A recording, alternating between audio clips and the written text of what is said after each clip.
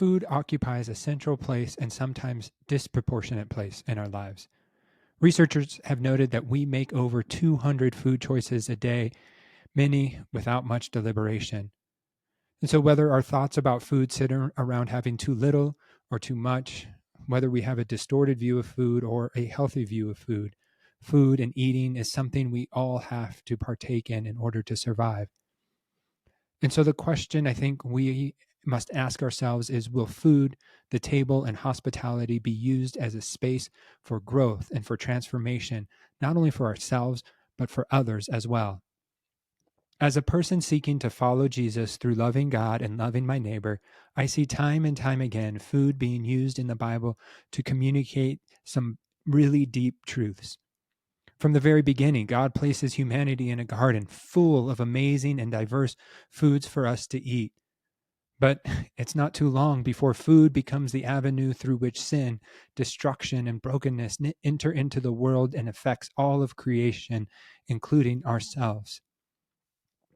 But God doesn't leave humanity to figure out a way back to Him.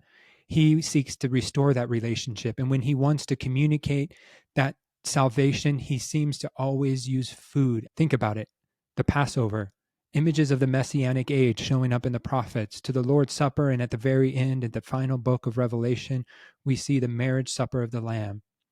In all of these, food play a prominent role in how God communicates His salvation. But then let's think about while Jesus was here on earth. And what do we find Jesus doing time and time again? He eats. He loves to eat. He loves to tell stories about food. He loves to be with people in their homes and at their tables, regardless of any human created identity markers.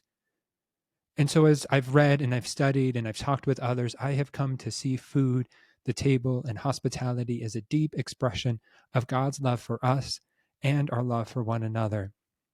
As we prepare food, as we share food, as we eat together, there is this space that is created where foes can become friends and transformation occurs not only for our guests, but more importantly for ourselves. And in an age defined by factions and tribalism, what better way to break down these barriers than through sharing a meal together? That's what I want to explore in this podcast, The Biggest Table. Through stories, through biblical, theological, and psychological reflection, I want to explore the table as a means of experiencing God's transformative love. I hope you will join me on this journey as we discover in new and fresh ways what it means to be transformed by God's love around the table and through food, and taking that transformation for more and more people to partake in themselves.